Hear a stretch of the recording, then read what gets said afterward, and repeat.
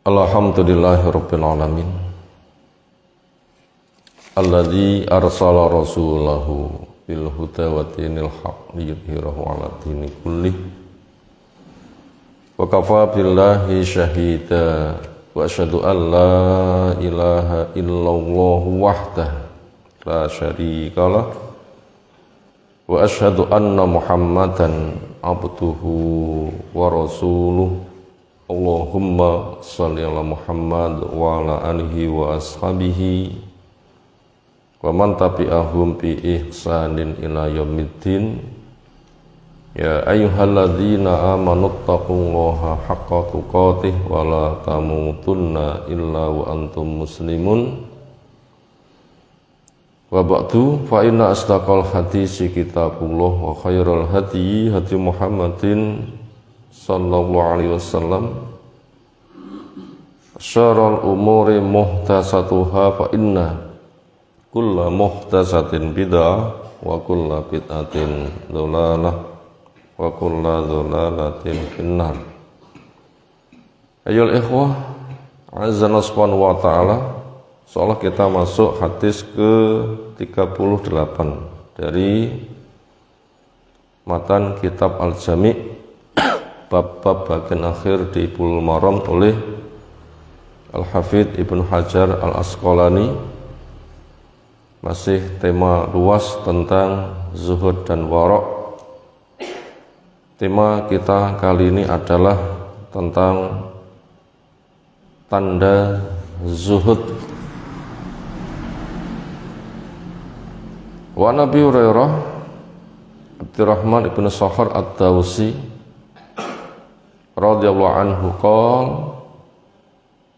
qala Rasulullah sallallahu alaihi wasallam, min husni islamil mar'i tarkuhu ma la ya'ni. Rawahu at-Tirmidzi wa qala hasan.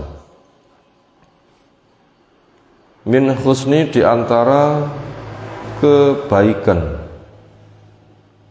islamil mar'i, keislaman seseorang, tarkuhu, dia meninggalkan ma, pada apa yang la yakni, yang tidak ada urusan dengannya, yang tidak menjadi bagian dari perkaranya. Rawahu at-Tirmidzi wa qala hasan. Ayyuhal ikhwah, azza subhanahu wa ta'ala, apa saja pelajaran yang bisa kita petik dari hadis di atas? Yang pertama, semua orang butuh manfaat dan jauh dari madarat. Semua orang butuh manfaat dan jauh dari madarat. Itu merupakan fitrah, modal bawaan. Memang Allah menandaskan yuridu bikumul yusra wa la yuridu bikumul usra. Allah menghendaki kebaikan untuk kamu, kemudahan untuk kamu, kesenangan untuk kamu, kebahagiaan untuk kamu. Allah tidak menghendaki kesulitan, kesengsaraan kepada kamu. Itu iradah yang bersifat syar'i. Makanya Allah hanya memerintahkan kepada kebaikan, tidak memerintahkan kepada keburukan, bahkan tinggalkanlah keburukan. Itu perintah yang bersifat syar'i. Itu pelajaran yang pertama. Pelajaran kedua, semua orang wajib mencari ilmu syar'i agar tahu manfaat dan tahu madarat. Semua orang wajib mencari ilmu syar'i agar tahu manfaat dan tahu madarat. Ketika bawaan dasar orang itu pengen manfaat jauh dari madharat, itu walaupun punya cita-cita demikian yang terbangun di atas fitrahnya, tapi kalau cara mendapatkannya tidak bisa, ya nggak sampai tujuan. Pengen ke sana, tidak tahu alamatnya, gimana bisa sampai? Lebih-lebih itu banyak masuk di dalam perkara gaib yang indera nggak bisa mendeteksi. Bila menggunakan filsafat hanya meraba-raba, hanya menduga-duga saja. Sementara dzon itu merupakan tindakan yang paling dusta. Yakum wadzonna fa inna dzonna akdzabul hadis.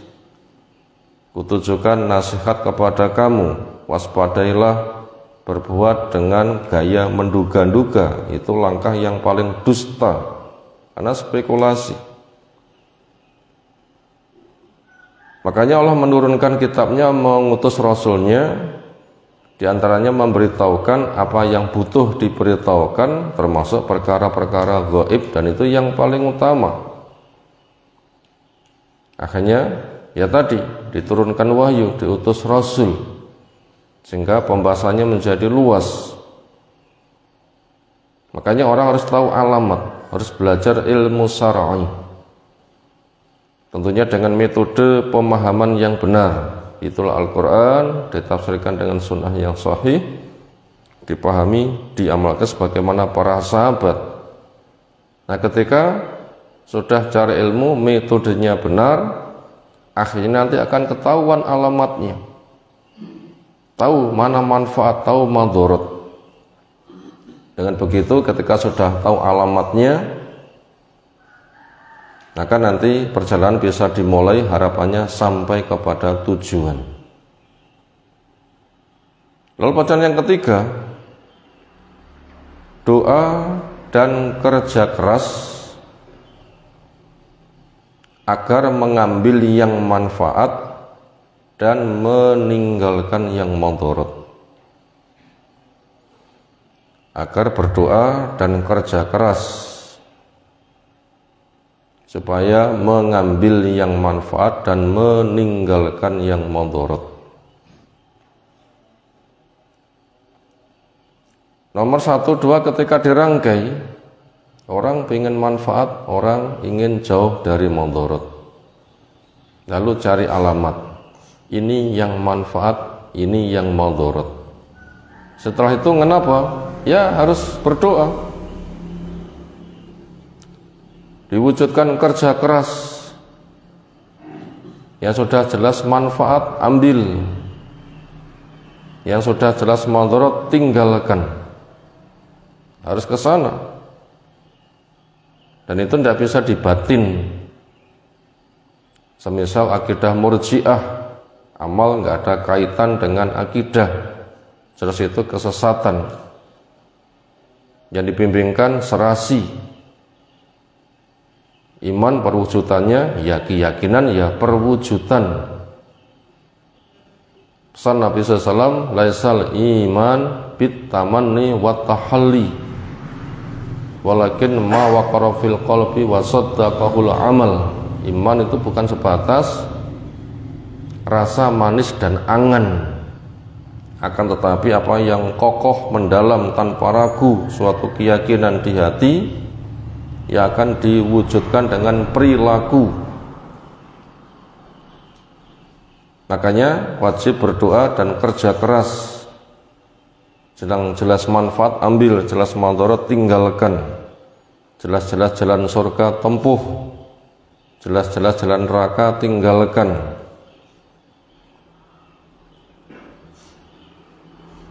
Makanya sifat orang beriman adalah waladinahum anil lagwi mu'ridun.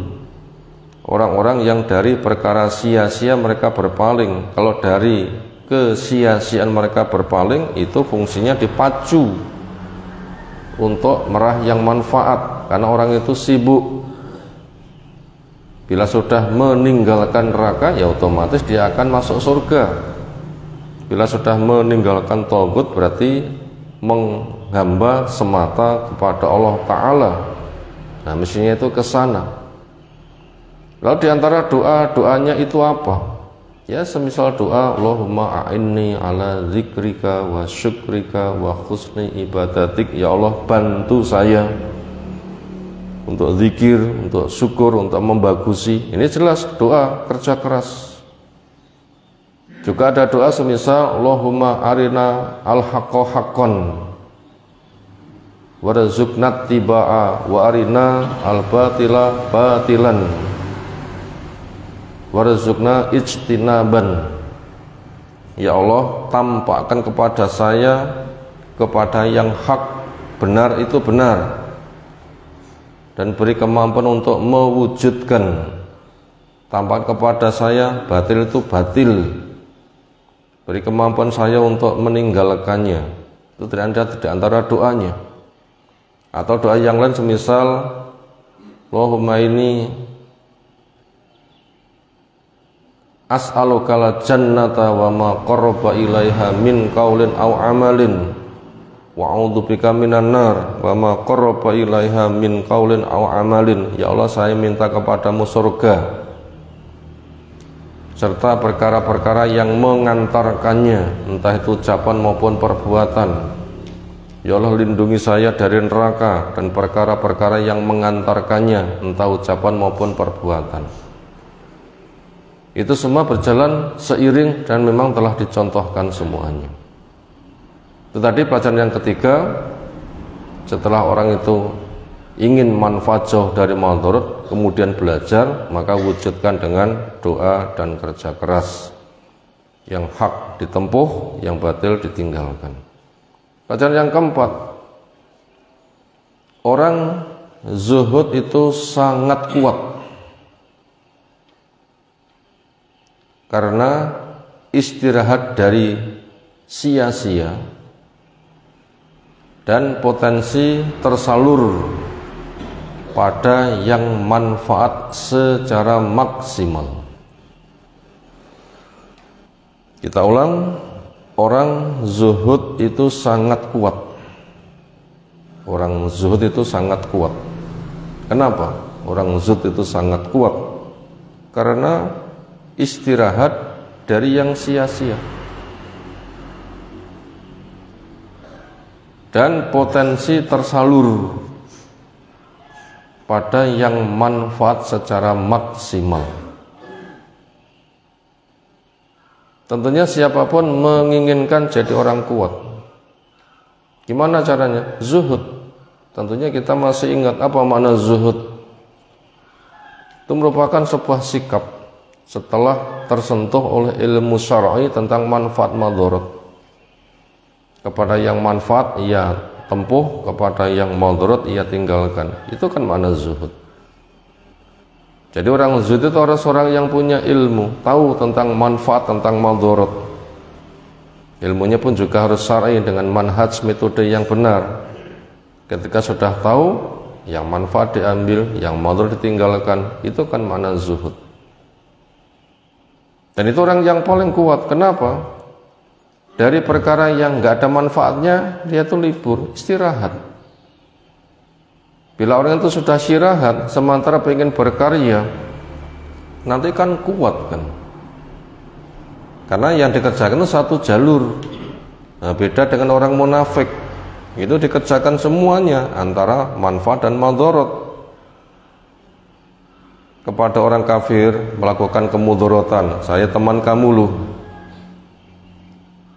aslinya saya bersama kamu. Kepada orang beriman menampakkan keimanan, keislaman, itu kan manfaat madarat dikerjakan semuanya, kan potensinya kan tersalur habis-habisan.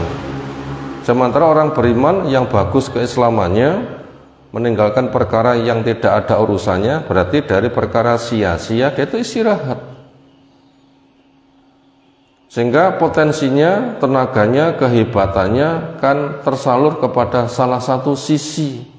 Apa? Kerja keras untuk menempuh yang maslahat. Kan tersalur total, makanya sangat kuat. Makanya apabila kita ingin jadi orang kuat, ya jadilah orang zuhud. Setelah tahu madarat, bahaya-bahaya, sia-sia, tinggalkan, istirahat dari perkara sia-sia.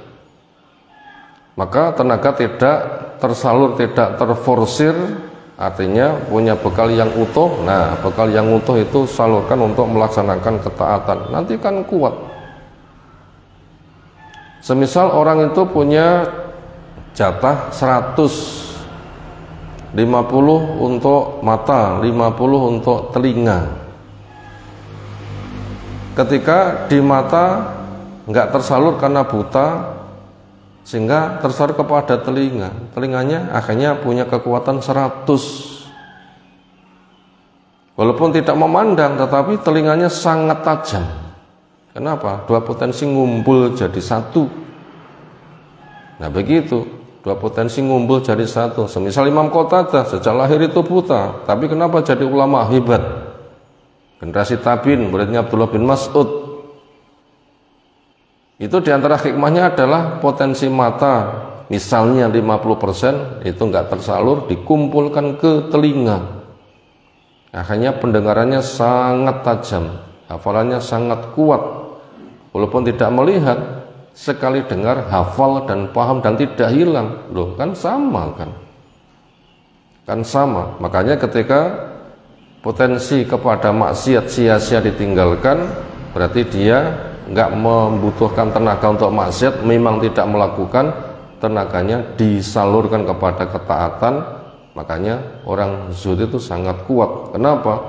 Istirahat dari yang sia-sia, lalu potensinya tersalur kepada yang manfaat, nanti hasilnya adalah maksimal. Itu diantara makna hadis yang bisa kita ambil ibrahnya adalah min husni islamil mar'i tarkuhu ma la yakni, diantara bagusnya keislaman seseorang dia meninggalkan yang tidak ada manfaat, otomatis akan tersalur kepada yang lebih manfaat supaya nilai keislaman, keimanan meningkat.